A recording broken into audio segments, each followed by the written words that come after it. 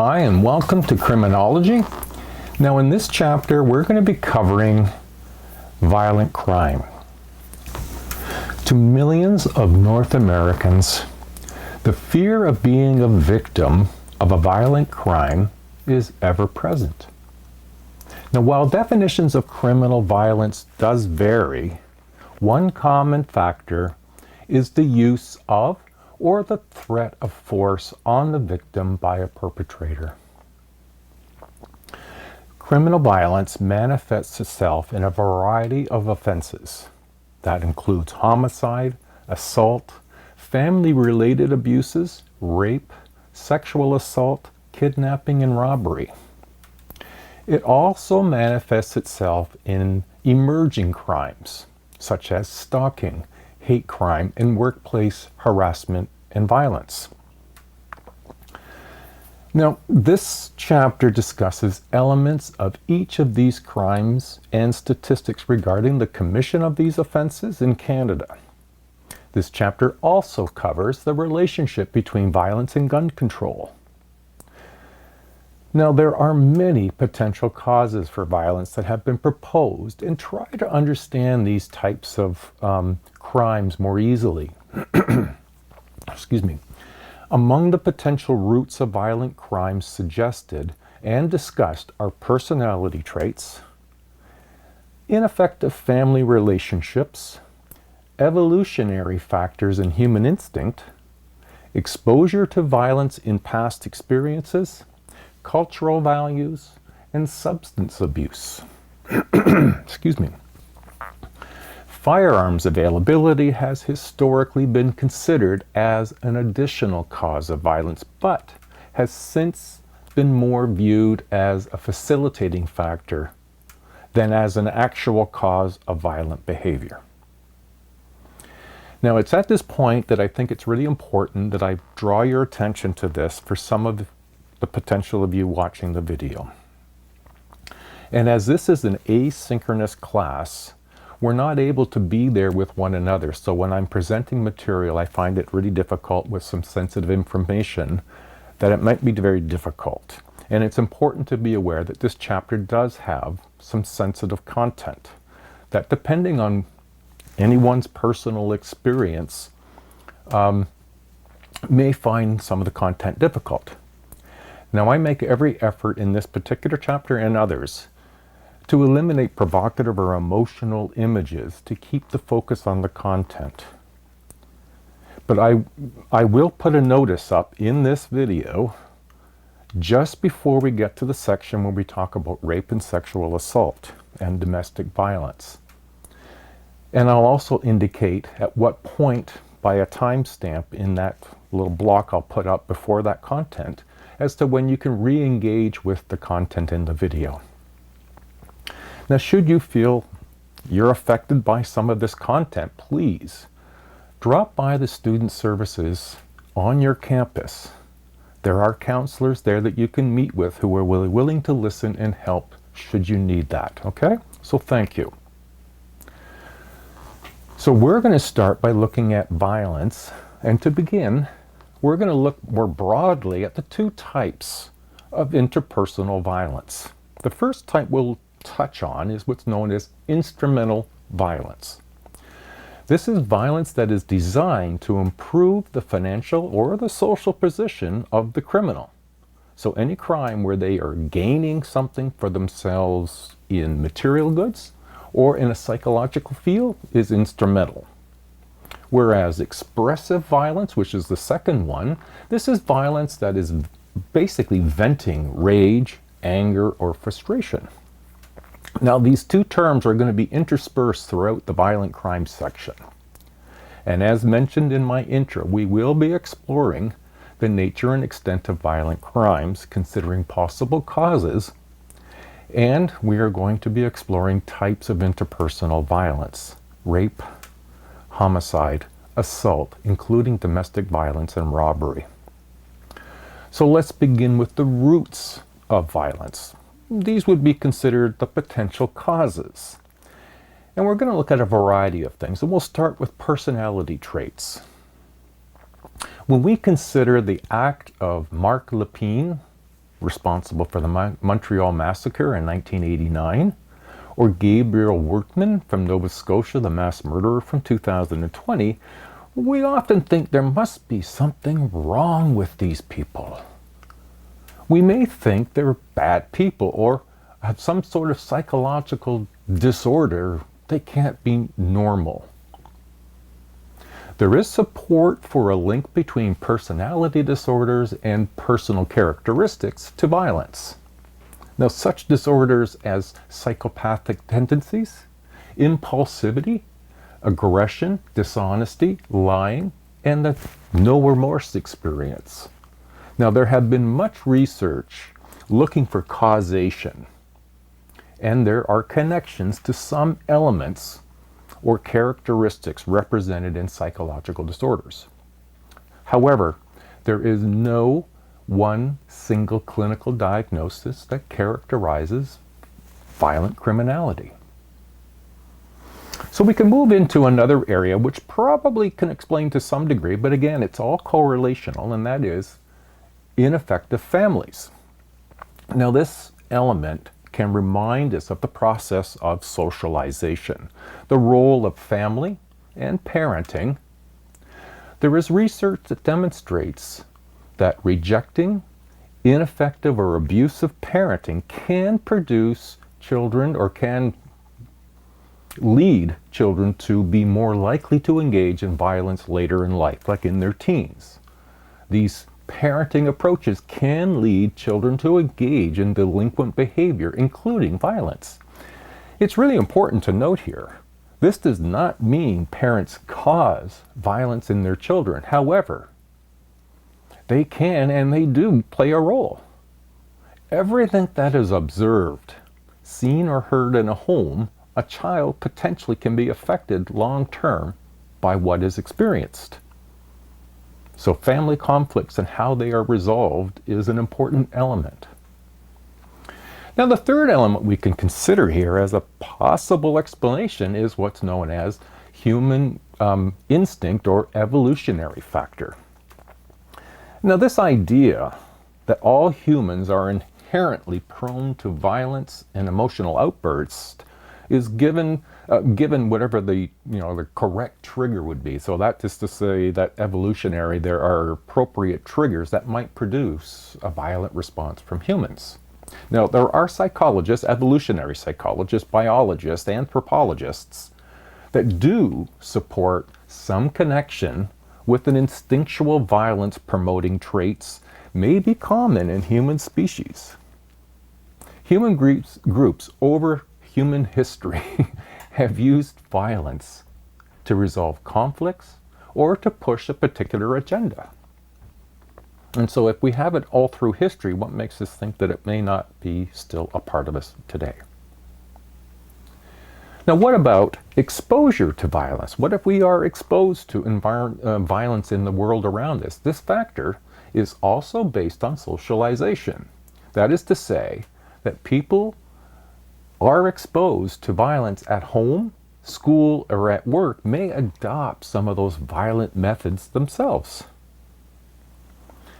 A fourth, cultural values. Well, crime statistics suggest the bulk of interpersonal violence occurs in urban, high-density, socially disorganized areas, rather than the more rural areas. Now, if you remember in Chapter 6, that was the social structure theories, we looked at Shaw and McKay's concentric zones. It was also based on Burgess' work, where we saw the greatest crime rates were in Zone 1 and 2, which were the inner cities. Greater disorganization in terms of residential. There is a potential for a subculture of violence. Now, the term, the subculture of violence is a term coined by Marvin Wolfgang and Franco Fercuti. A subculture is a sociological term, and by definition, it's a group of people who share a distinctive set of cultural values between them, beliefs and behaviors, but they're different from the significant and larger society that we all live in. The element that is distinctive from the larger society is the inclusion of violence. Now, this is learned through socialization from family, friends, where they are educated into the role of violence to resolve conflicts or to push an agenda. Now, one area that seems to get a fair bit of attention and has over time is substance abuse. Substance abuse has become a common link to violence, and in particular, alcohol influences violence in three ways. There's a psychopharmacological relationship, and this is where alcohol is particularly connected to violence as it tends to reduce cognitive ability, miscommunication, and a limited ability for rational dialogue and compromise. Maybe you've had that experience. Secondly, the economic compulsive behavior. This is about the tendency for drug and alcohol users needing to support their habit, so they may resort to violence to do so. The third is a systemic link, and this is referring to the repeated cycle of doing drugs and alcohol and engaging in violence. You get incarcerated and then you get out and you just repeat the same thing. That's the systemic link. You don't learn anything differently, you learn to keep repeating. Research shows that a vast majority of homicides, the preparatory consumed as preparation consumed alcohol around about 80% of the time. Now, as much as we would hesitate to say alcohol is a cause, it's a higher probability with other conditions, so it's still correlational. Now, mentioned earlier in the introduction, firearm availability. Now, this is a really peculiar factor in that you might imagine that violent tendencies would be linked to firearms. However, if you see the chart here that I've got beside me, and it's in your textbook, it's surprising that the total number of violent crimes committed in 2016, only 3% of the total violent crimes involved firearms. Firearms availability is a facilitating factor, not a cause of violent crime. Remember about correlational. Correlationalists mean these things happen together, but we don't know the relationship, so we can't call it cause and effect. But we know they exist together. Okay? Now, it's worth noting that mass media and its coverage of firearm-related crimes can give you the perception that firearm-related crime is more frequent and maybe even it's increasing. However, statistically, that's just not the case. It's at this point we are going to be moving into more sensitive content on rape and sexual assault. So please, if this is a trigger for you, note the time in the card that I've put beside where you can re-engage. Okay, now we're going to move into a difficult topic for many people, and that is rape and sexualized assault. Rape has always been a criminal offense in Canada. However, due to its limited application to forced sexual intercourse, the Criminal Code was amended in 1983, and the term rape was removed from the Criminal Code. And it also removed the immunity that husbands had. That is to say that husbands could, up until 1983, force intercourse on their wives without risk of prosecution. In its place, the term rape was replaced with sexual assault, and this, which included a much broader definition and understanding of the types of crimes. Despite improvements in this regard, sexual offenses still remain underreported. And that's an important variable to remember in all crimes, is the underreporting of crimes. Makes it difficult to determine cause. Makes it difficult to understand what is the crime and how to do something about it. As mentioned, As mentioned, the word rape was replaced with sexual assault in the criminal code, essentially to capture the awareness that these acts are violent, aggressive in nature. Sexual assault includes anything from unwanted touching to rape. And there are 3 levels of sexual assault. Level 1, known as simple sexual assault. Number 2, or level 2, is sexual assault with a weapon or resulting in bodily harm. And level 3 is aggravated sexual assault. Now, the history of rape and sexual assault, unfortunately, has a very long past. It's been throughout human history. Whether in claiming women as property, or how we include the dialogue of rape in media, in stories, in poems, in songs, in movies, in so many social media formats. It's all around us. Sexual assault is particularly part of war. It's been noted throughout human history of conflicts. It's been used as a tool to instill fear, political repression, and dehumanization. You can review the statistics for the incidence of sexual assault for yourself. We will move into the types of sexual assault discussed in this chapter, and we'll be including gang rape, acquaintance rape, date rape, and marital rape. Acquaintance rape is forcible sex between a victim and an offender who are acquainted with one another. Now, this is a category of date rape, and we'll get into that a little bit later. Researcher Groth identified 3 elements, part of every sexual assault, and you'll see that in table 10.1 on page 225 for more information, and I'm just going to highlight them here. The detail is in your textbook. There's anger rape, power rape, sadistic rape, none of which is sexual in nature, all about power and control. Date rape, this is forcible sex during a dating portion of a relationship. It's really important to remember that sexual assault and rape are not, and I will repeat it as long as I can, not about sexuality. They are about power and control one over another. Now, there are many issues associated with date rape.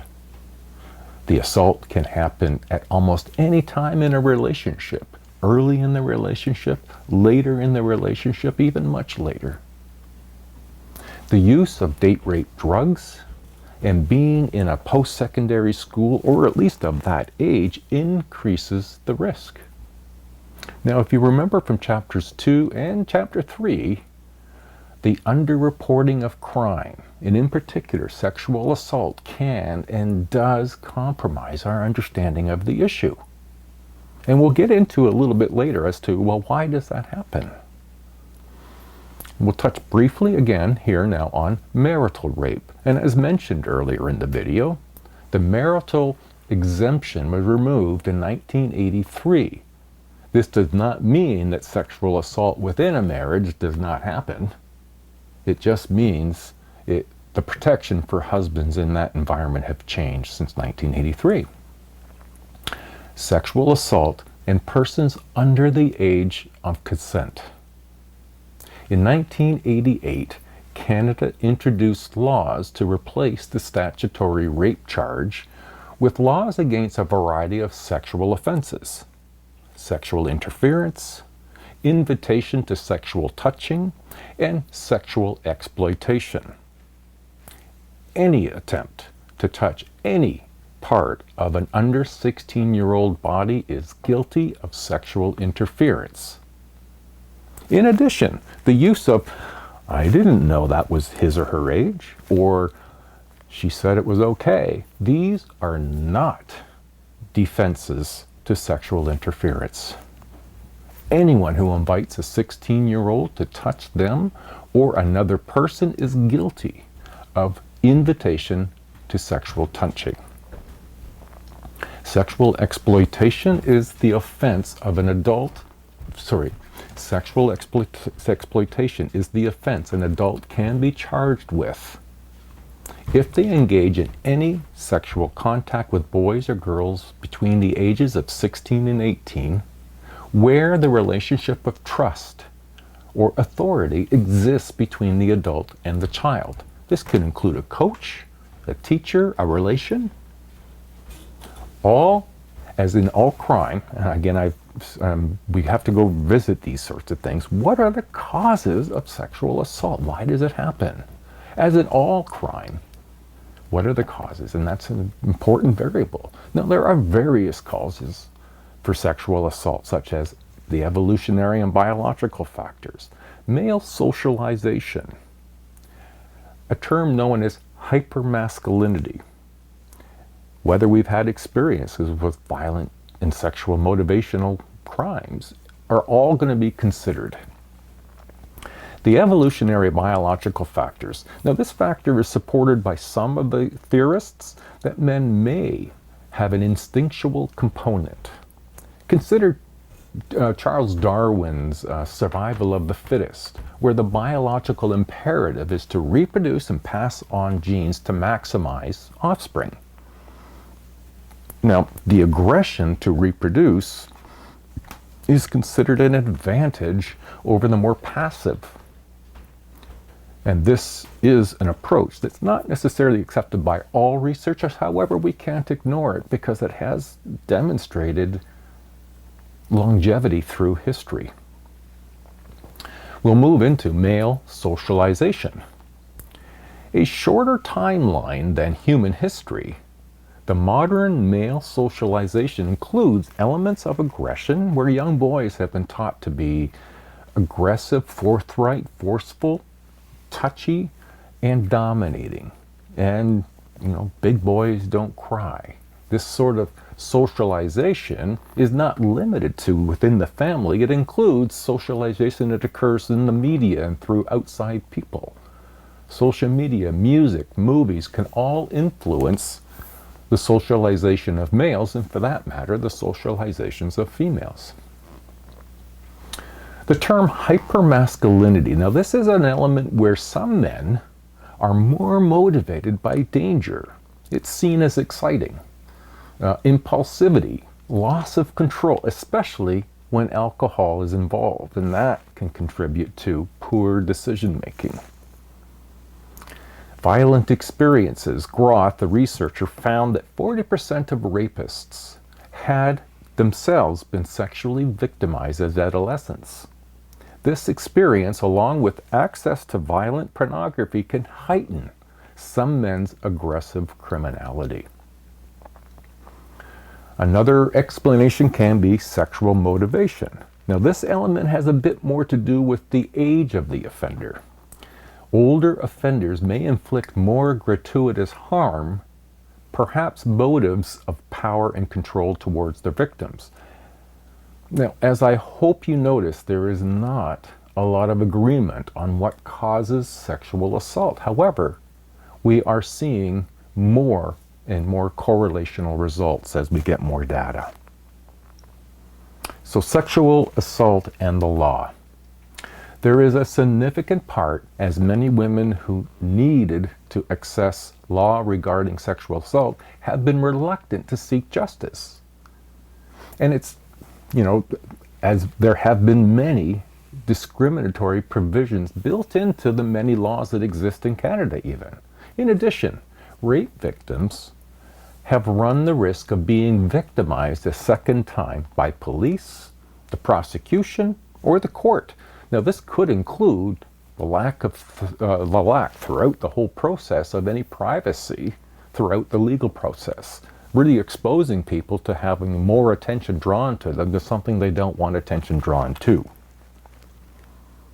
So there's been law reforms, and as mentioned earlier, the 1983 Bill C-117 was the year of significant change were introduced, like the removal of spousal immunity. That was an important variable. In 1992, Bill C-49 was introduced to address the issues of consent and eliminate the mistaken belief defense.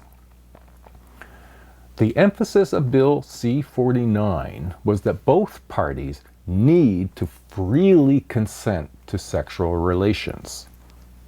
It is suggested that more legal provisions as well as more education read gender roles, sexuality, and strategies in dealing with male aggression in relationships will certainly assist. Okay, this last section in part 1 is to explore murder and homicide. Murders and homicide. Well, the chapter outlines the homicide offense structure from criminal code and considers the nature and extent of murder rates in this country. Murder and homicide rates in Canada tend to be significantly lower than those rates of the United States. Now we're going to begin with a few definitions. Murder as a definition is the intentional killing of another person. But there are two classes of murder. First-degree murder is defined as a killing that is planned and deliberate. The killing of a law enforcement officer, and in addition, killing in an attempt of another crime that is particularly offensive to society. And then second-degree murder is an intentional killing of another person that's not first-degree murder. Now, homicide is another term where this term includes a first and second degree murder, manslaughter, and infanticide. Manslaughter is a homicide or a killing of another person while committing another crime with only a general intent. It may not have been your primary intent to kill somebody, but you did in the carrying out of another crime. Infanticide, that's the killing of an infant shortly after birth by the mother because she's not fully recovered from the effects of having given birth. It's a very traumatic body experience to give birth, as I understand. The nature and extent of murder, and you can see in figure 10.2, this usually surprises people. The homicide and attempted murder statistics show a different picture than some may actually be getting, especially if one reads and watches news. You could be forgiven if you thought homicides and attempted murder numbers were going up. In fact, they have been lowering since the late 70s and the early 90s. The homicide rate in Canada is higher than some of the more other developed countries. In Canada, we have 1 to 1.8 to 100,000 murders. So for every 100,000 people, there's just short of two murders. In New Zealand, 0.7 per 100,000. In the US, 5.3. So what are the murderous relations?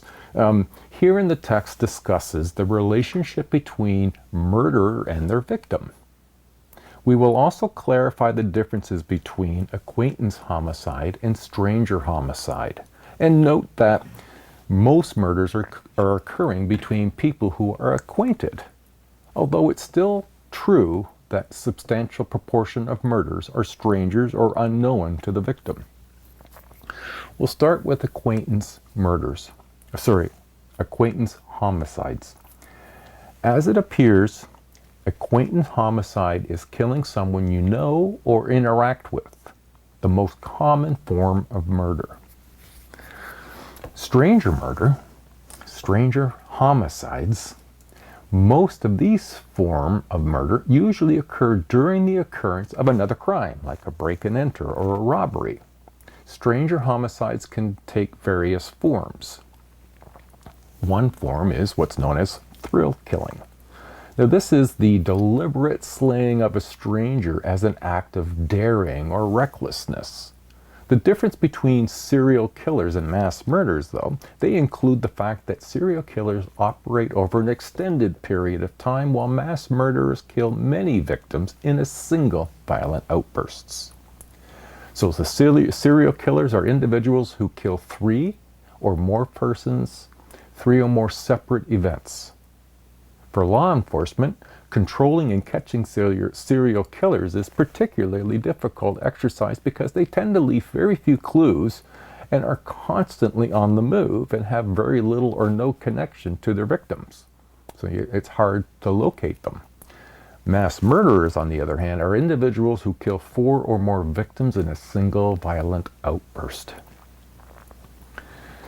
Spree killers, individuals who kill multiple victims over a relatively short period of time and often follow no discernible pattern. Well, that's been a pretty lightweight but extensive start to part 1 of violent behavior. This completes part 1 of violent crime, and in part 2 we're going to pick up where we left off, and we're going to begin with assaults and then robberies. We will also consider more contemporary forms of interpersonal violent crimes. So we'll see you in part 2 next week. Bye now.